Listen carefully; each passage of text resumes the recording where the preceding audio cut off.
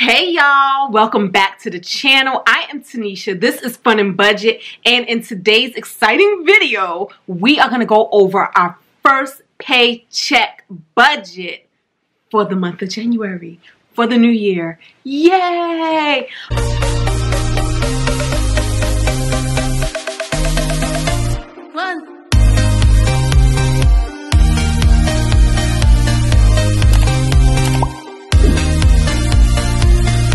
Okay guys, so let's take a look at all of this glorious stuff.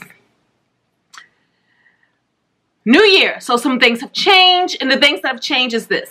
My paycheck is now back to normal because y'all know how like at the end of the year, well, some of you may know, at the end of the year I max out on my SSI income, also known as FICA, and they stopped taking that out, so it kind of looks like I get a little pay bump like for the months of October, November, and December, and then January rolls around and everything goes back to normal and I start paying into Social Security income again. The other thing that happened is I got a raise. But then we're not really going to see that raise because I also bumped up my health savings account, the money that I send there. I used to send $77 a paycheck. Now I send $100 a paycheck so that I can max that out at the end of the year to the tune of $3,550, okay?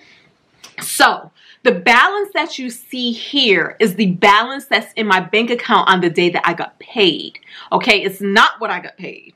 That would be dope, but it's not what I got paid, but it's basically the sum total of what's still in my account when I got paid. So we see that a few things have cleared, like I paid my American Express credit card, that cleared. I paid my Citibank credit card, that cleared. I paid Bank of America, that cleared. And then my boyfriend was sending me money because we went to Nashville, Tennessee together.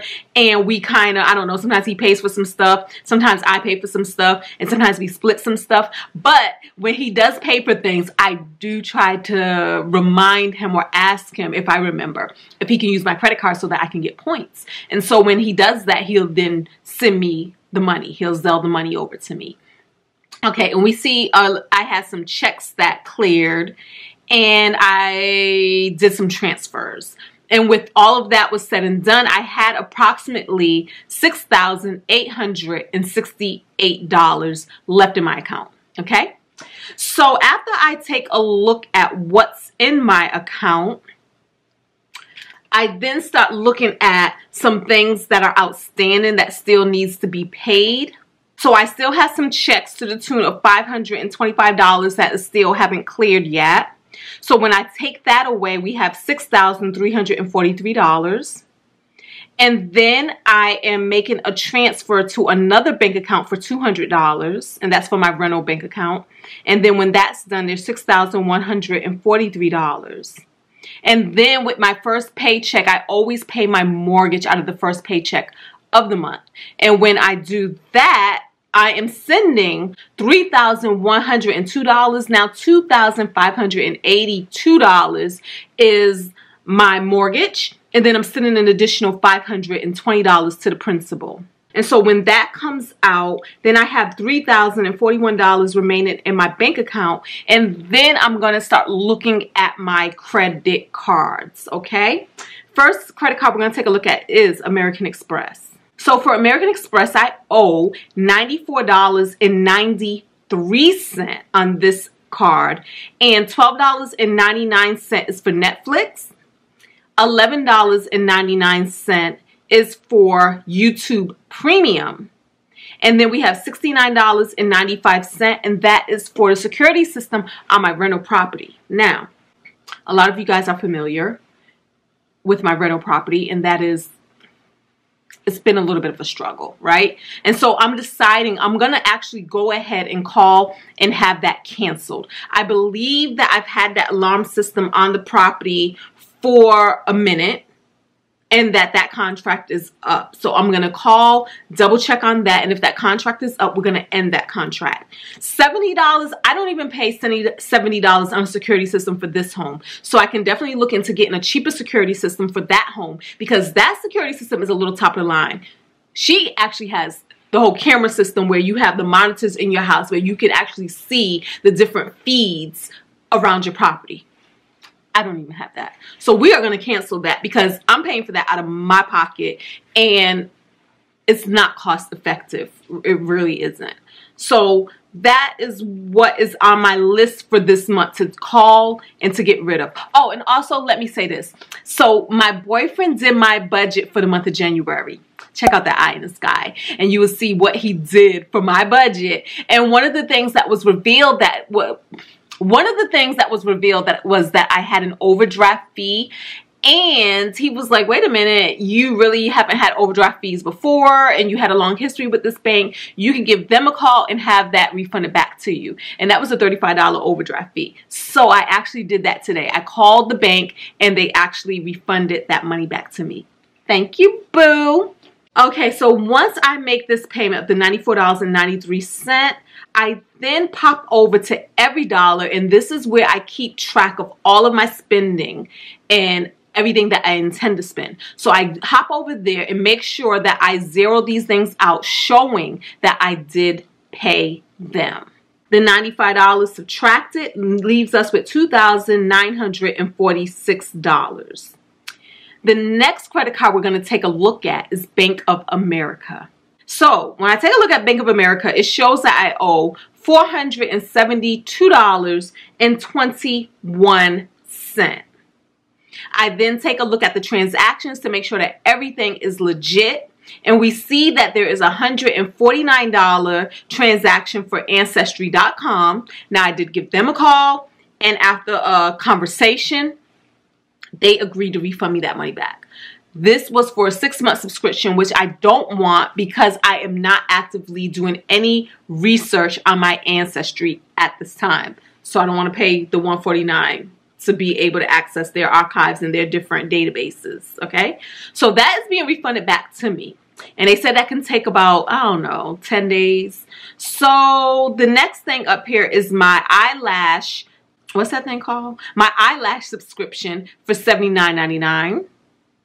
And then we see my electricity bill for $146.45. And then my homeowner association fee for $96.77. Now, I'm going to pay everything here except for that Ancestry of $149 because that will refunded back to me. And so right now, today, we're going to make a payment of $323.21. When I make that payment, it's going to leave us with It's going to leave us with $2,623. Next on deck is my Citibank credit card. Now, this is the credit card that I usually spend the most money on, and I still have to do a better job of making sure that I put some of my purchases on my Bank of America. Let me show you why. So with Citibank, we see that I owe $1,712.02, okay? When we dive into these transactions, we see that, let's start from the bottom and go up. Booked our hotel for Home Suites in Nashville, and that came to $376.04. And then I also booked the rental car for $234, and this was for Nashville. We went on a plantation tour for $50.88 for 2 people. We ate at Slim and Husky's for 3 people. That came to $69.14. And then we see I have made a payment, but that didn't include these things. We went to the Country Music Hall of Fame for $61.90. We also went to Hattie B's for $9.29. And then for Home Suites, we had another fee of $126.72, and that was for parking. And then we went to the Hampton Social, and that came to $105.70. And then I also made my what's that thing called? I also made my timeshare annual maintenance fee of $928. And then we see that we had a beautiful credit, a travel credit for $250. Now, The thing with this credit card is it gives you an annual reimbursement of $255. It gives you an annual reimbursement of $250 for travel, and that is for plane tickets. That is for anything associated with travel. Because I travel so much, I always get the full $250, right? And so that's dope. So what I did is I actually added that $250 to my income level, my income line, so that I'm properly budgeting that refund, right? When I add all of these things up, I am making that payment of $1,702. Oh, and then also the other point I want to say, why I needed to do a better job of making sure that I make some purchases on my Bank of America is because if you take a look at this, you will see, like, for instance, the hotel, Home Sweet Homes, came to $376, and from that I got 1,880 points. The rental car, $230, and from that I got 1,172 points. But then you see above that the Belle Meade Plantation Tour came to $50.88, and from that I got $51. Now that right there is what I should have used my Bank of America credit card for, because I actually, instead of just getting 1 point for every dollar spent, I get 1.5 points for every dollar spent. That doesn't fall under a category. So this is something that doesn't fall under a category. So instead of just getting a 1 for 1, I could have got a 1 for 1.5. And so I got to do a better job at being mindful of that. But it's just always been so easy for me to whip out the city card. But yeah, so that's one thing I want to do better with my spending. And so when I subtract that $1,702, it leaves me with $1,121 left. And then I hop over to every dollar and make sure that I zero all of these things out to show that they are paid for. Okay?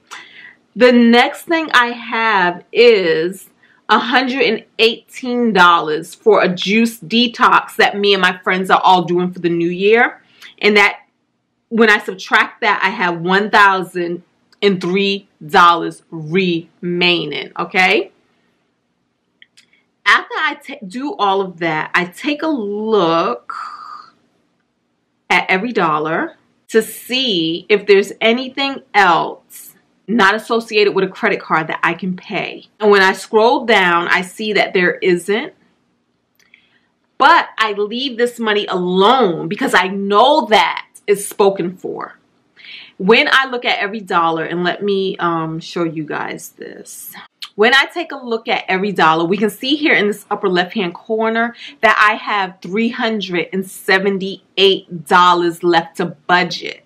So that means that out of that 103, there's maybe $378 of that money that's unspoken for.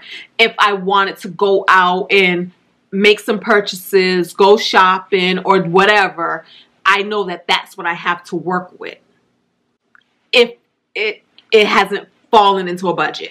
Now, again, there's a lot of things in my budget that's already accounted for. For instance, $150 for groceries, $100 for restaurants, $50 for household items, $500 for Miami. So that stuff is already in my budget, right? But the things that are not budgeted, so if I want to go out and buy a pair of socks or something, or a pair of shoes, I know that I got $378 to work with. But of course, in my life, I try to save as much as possible, because whatever I don't spend, I get to send to my long-term goals. And that goal is the paying off of my home. It could also be saving extra money in my savings account, and so on and so forth. I think that's it, guys. I think that is it. That is it. That is my paycheck budget for my first paycheck of January.